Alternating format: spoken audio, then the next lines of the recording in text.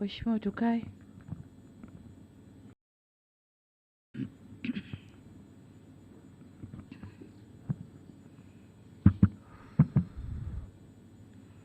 Mheshimiwa Dr. Emmanuel John Nchimbi, Makamu wa Rais wa Jamhuri ya Muungano wa Tanzania, Mheshimiwa Dr. Mwigulu Lameck Nchemba, Waziri Mkuu wa Jamhuri ya Muungano wa Tanzania, Mheshimiwa Jaji George Mcheche Masaju, Jaji Mkuu wa Tanzania, Mheshimiwa Daniel Baransilo, Naibu Spika wa Bunge la Jamhuri ya Muungano wa Tanzania, Balozi Dr. Moses Mpogole Kusiluka, Katibu Mkuu Kiongozi, nitambue uongozi wa Chama cha Mapinduzi ulioko nasi hapa, Makamu Mwenyekiti, Katibu Mkuu na wote mliopo nasi, lakini pia uongozi wa vyama vingine vya siasa waliopo nasi hapa. Tambue pia uwepo wa waheshimiwa mawaziri wote pamoja na manaibu mawaziri. Nitambue uwepo wa mwenyekiti wa bodi ya Ngorongoro General Mabeo, waheshimiwa wenyeviti na wajumbe wa tume zote mbili pamoja na sekretarieti zenu, waheshimiwa mabalozi, wakuu wa taasisi za kimataifa na wakilishi wa nchi mbalimbali mlioko hapa pamoja nasi, makatibu wakuu na manaibu makatibu wakuu, waheshimiwa wakuu wa mikoa mliopo mkiongozwa na Mheshimiwa mkuu wa mkoa mwenyeji Rosemary Senyamule, mkuu wa mkoa wa Dodoma, wakuu wa vyombo vya ulinzi na usalama mliopo, viongozi mbalimbali wa taasisi za serikali, waheshimiwa viongozi wetu wa dini, viongozi wa kimila na wakilishi wa jamii za wakazi wa Ngorongoro, wageni waalikwa, ndugu wanahabari, mabibi na mabwana, Jamhuri ya Muungano wa Tanzania, kazi na utu. Waheshimiwa, nami niongeze sauti yangu kumshukuru Mwenyezi Mungu tujalia kutuwezesha kutana hapa leo kwa ajili ya kupokea taarifa hizi mbili muhimu sana. Tume ya kwanza, kama ilivyosemwa hapa, ilipewa jukumu la kufanya tathmini ya kina kuhusu mgogoro wa ardhi katika wilaya ya Ngorongoro, na tume ya pili ilipewa jukumu la kufanya utafiti wa kina wa utekelezaji wa zoezi la uhamaji wa hiari kutoka ndani ya eneo la Ngorongoro kwenda katika maeneo mengine ya makazi. Ndugu zangu wa Tanzania, mtakumbuka kuwa miaka ya nyuma kulikuwa na taarifa nyingi katika social media au katika mitandao, lakini hata mashtaka katika taasisi mbalimbali za kimataifa. Lakini lile pamoja na malalamiko ya wakazi wa Ngorongoro ya ndani yalinifanya mwezi Disemba mwaka 2024 nitafute nafasi ya kukutana na viongozi wa kimila wa kabila la Wamasai na wazee wa jamii ya Ngorongoro na kuzungumzia kadhia hii kama ilivyokuwa imesambaa. Tulisikiliza changamoto zao kuhusu masuala ya ardhi na utekelezaji wa zoezi la uhamaji wa hiari kutoka Ngorongoro kwenda maeneo yaliyoteuliwa. Kwa kiasi kikubwa, changamoto zao zilihusu matumizi ya ardhi, uhifadhi wa mazingira pamoja na utekelezaji wa zoezi la uhamaji kwa hiari lililoanzishwa na serikali. Zoezi hilo lililenga kutoa fursa kwa wakazi wa eneo la hifadhi ya Ngorongoro waliokuwa tayari kuhama kwa kuwapatia maeneo mbadala kwa ajili ya makazi na kufanya shughuli zao za kijamii na kiuchumi. Kutokana na changamoto hizo, serikali iliona umuhimu wa kuunda tume hizi mbili, na baada ya kuwasikiliza wenyewe wakazi wa Ngorongoro, tukaona umuhimu wa kuunda tume hizi mbili kwa lengo la kufanya tathmini kama tulivyosema, lakini tathmini ya kina na shirikishi, na ndio maana wenyeji wa Ngorongoro walikuwemo kwenye tume hizi na hata wataalamu wa maeneo mbalimbali tuliwaweka kwenye tume hizi ili kubaini hali halisi ilivyo na kupata mwelekeo wa suluhisho la kudumu kwa changamoto hizo, na kwa bahati nzuri leo tumesikia taarifa zao, mapendekezo yao, lakini tumeona hali halisi kwenye klipu hapa iliyochezeshwa na wote tumeona. Lakini serikali imechukua hatua hizo pamoja na changamoto zilizojitokeza kwa sababu zifuatazo. Kwanza, Ngorongoro ni urithi wa dunia, sio tu wa Tanzania, lakini ni urithi wa dunia na uko kwenye vitabu vya dunia chini ya shirika la UNESCO. Kwa ni lazima sisi ambao tumeshushiwa Ngorongoro na Mwenyezi Mungu tulinde urithi huu wa dunia. Ni eneo pekee ambalo lina ukubwa au kina cha mita 600 kwenda chini, na ikazuka hiyo crater kwa miujiza ya Mungu, na leo mambo yale yapo Tanzania, lakini si tu matokeo yale na utajiri uliomo kwenye eneo lile. Lakini vile vile ni eneo ambalo bayanuai yake ni nzuri na haina ushindani duniani. Kuna wanyama wa aina zote, wanaokula majani na wanaokula wenzao, na kwa bahati mbaya wanakula hata watu. Tumeona kwenye filamu iliyoonyeshwa hapa. Lakini kuna wanyama wanaokula majani, tuna ndege wazuri tumewaona hapa, flamingo. Kuna vivutio vingi ambavyo si rahisi kuvikuta kwengine duniani kwenye bonde moja, si rahisi. Lakini jengine ni kwamba kuna ushahidi wa uwepo wa historia ya mwanadamu miaka milioni 3 iliyopita. Ushahidi uko pale maeneo ya Odupai, lakini pia Laetoli. Ni eneo muhimu la kuhifadhiwa kwa faida ya taifa letu, lakini pia kwa faida ya dunia. Ushahidi uko pale, wanasayansi wamefanya utafiti wao miaka kadhaa na mambo yote yako pale. Lakini pia Ngorongoro ni eneo lenye misitu ya aina nyingi. Hata tulivyoona tu kwenye ile filamu, ukiangalia tu unafurahi moyo wako msitu ulivyotanda Ngorongoro. Kuna savana, kuna woodlands, kuna maeneo ya misitu mengine, lakini pia kuna maeneo ya volkano ambazo nyingine zinaaminika bado ziko hai pale Mpakai na Olmoti.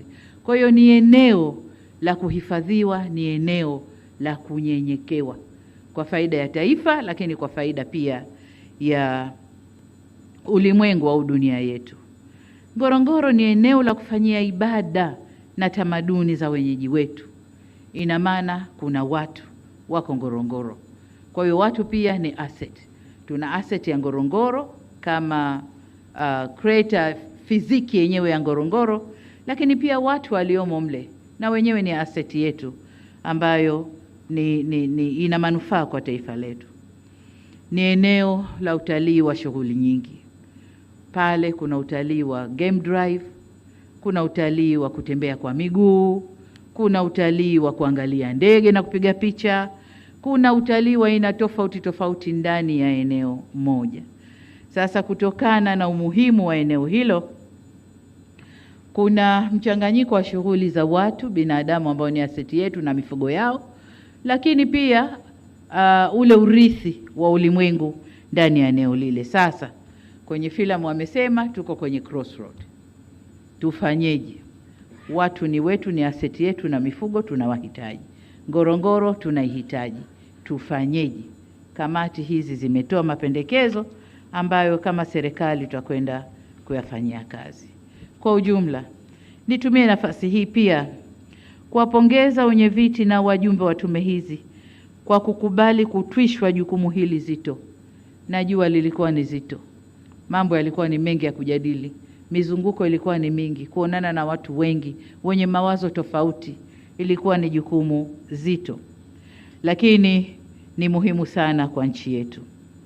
Niwapongeze kwa kazi kubwa na ya kizalendo mlioifanya kwa bidii, uadilifu na weledi ili kutimiza jukumu mlilopewa. Waheshimiwa wenyeviti wa tume na ndugu wajumbe, nimesikiliza kwa kina taarifa za tume zote mbili na kutazama makala ya video iliyoandaliwa ambayo imeonyesha hali halisi ya maeneo mlioyatembelea. Kimsingi, taarifa za tume zimeonyesha umuhimu wa kulinda mfumo ekolojia unayounganisha eneo la hifadhi ya Ngorongoro, pori la akiba Pololeti na maeneo ya Ziwa Natron. Haya maeneo ni maeneo muhimu sana sana kwa nchi yetu. Mbali ya mambo yaliyooneshwa hapa na yaliyozungumzwa, kuna vitu sasa tunaanza kujua viko kwenye maeneo yale na ni muhimu kwa taifa letu. Kuna madini yanayotafutwa ulimwenguni yako kwenye maeneo hayo. Kwa hiyo ni maeneo ya kuyalinda, ni maeneo muhimu kwa taifa letu. Sote tutakubaliana kwamba huu ni mfumo muhimu na wa kipekee kwa ajili ya uhifadhi endelevu wa maeneo haya kwa manufaa ya taifa, lakini pia dunia kwa ujumla. Taarifa hizi pia zimetupa taswira halisi ya changamoto za utekelezaji wa zoezi la uhamaji wa hiari kwa wakazi wa eneo la hifadhi ya Ngorongoro kwenda Msomero, Kitwaibi, Saunyi na maeneo mengine. Nasi tumezisikia changamoto, tumesikia kwamba serikali tulifanya zoezi kwa nia njema, lakini tulikosea baadhi ya maeneo, na hayo ndio maeneo ya sasa kukaa na kutafakari na kurekebisha. Kwa hiyo tutaendelea na hilo zoezi, lakini baada ya kurekebisha.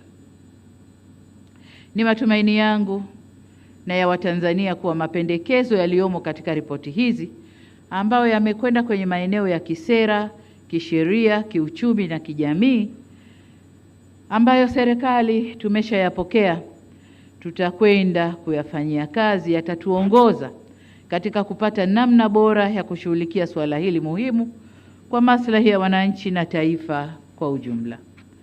Ndugu wa Tanzania wenzangu, niwahakikishie wananchi wa Ngorongoro kwamba serikali itaendelea kushirikiana nanyi katika hatua zote za utekelezaji wa mapendekezo yaliyotolewa na tume hizi mbili kwa mustakabali wa eneo hili na ustawi wa wananchi kwa ujumla. Kwa ujumla niseme kwamba serikali imepokea mapendekezo yaliyowasilishwa na tume, tutayafanyia kazi ipasavyo. Kwa mantiki hiyo, ninaielekeza kama tume mojawapo ilivyopendekeza kwamba ofisi ya Waziri Mkuu isimamie utekelezaji wa mapendekezo haya. Sasa nami nimwelekeze Katibu Mkuu Kiongozi pamoja na Waziri Mkuu kuratibu utekelezaji wa mapendekezo haya na kuhakikisha kwamba yale yote rasilimali zinazotakiwa kwenye utekelezaji wa mapendekezo haya zinapatikana. Na nikitupa jicho hapa namuona mshika fuko la serikali PSC yuko hapa pamoja nasi. Nadhani mapendekezo ameyasikia. Ndugu zangu, ninatambua kwamba mchakato wa utekelezaji wa baadhi ya mapendekezo yaliyotolewa na tume unaweza kuibua maoni tofauti katika jamii, lakini pia taasisi nyingine ambazo wana interest au wanafaidika na uwepo wa Ngorongoro na maeneo yake, unaweza ukaleta maoni tofauti. Ni waombe wa Tanzania wenzangu kulipa kipaumbele suala la uendelevu wa eneo la hifadhi ya Ngorongoro na maeneo mengine ya hifadhi. Ngorongoro ni almasi yetu Tanzania, ni mali yetu Tanzania, lakini pia ni urithi wa dunia.